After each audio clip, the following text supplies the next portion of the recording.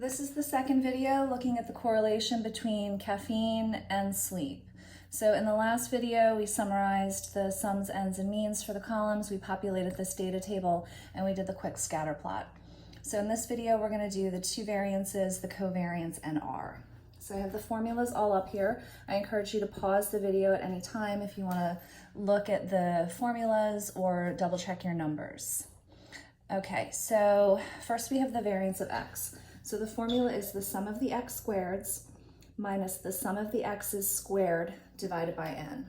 So if we go over here to the data table, the sum of the x squareds is the sum of this column, which is 23. We're going to subtract the sum of the x's, which is 9 squared, and then we divide just that second piece by n, or 5. And when we do the math on that, this equals 6.8. And remember, your variance of x should only ever be a positive number. So if you calculate a negative, you've done something wrong. Moving down to the variance of y, we're going to do the same thing that we did up here. We're just going to do it for the y's. So we start with the sum of the y squareds, which is the sum of this last column. It's 161. We're going to subtract the sum of the y's, which is 27. We're going to square that and divide just that second piece by n, or 5. And when we do the math on that, this should equal 15.2. And just like the variance of x, this should only ever be a positive number. If you get a negative, you have done something wrong. Moving down to the covariance, we've got the sum of the xy's minus the sum of the x's times the sum of the y's divided by n. So in some ways it's similar to these formulas, but nothing is squared. So the sum of the xy's, that's the sum of this third column, which is 39. We're going to multiply the sum of the x's times the sum of the y's, which is 9 times 27. And again, we divide just that second piece by 5. And this equals negative 9.6. All right, so don't panic when you see that it's a negative number, because remember, your covariance can be positive or negative. The sign on the covariance tells you something about the direction of the effect.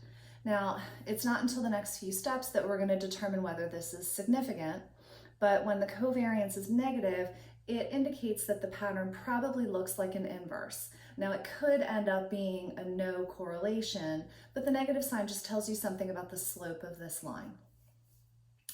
All right, so once we have those three pieces, we're ready that quickly to calculate our statistic, or to calculate our R. And this is probably the hardest part of the problem because the formula is a little complicated. We're going to take the covariance and divide it by the square root of the variance x times the variance y. And what makes this complicated is if you're not savvy with your calculator and you try to do everything in one step, it's very easy to mess up. So I always encourage you at this step to really take it one step at a time.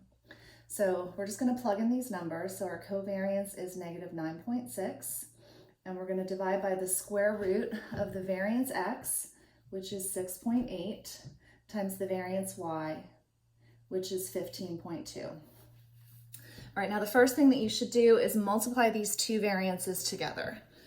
All right, so that gives us negative 9.6 divided by the square root of, what does that equal? 103.36.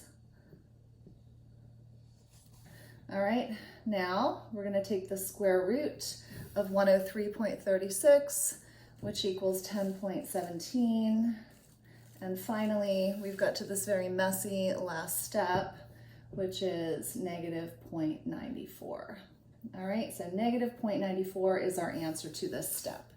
Now, before you breathe a sigh of relief, you want to make sure that you check this number and that it makes sense.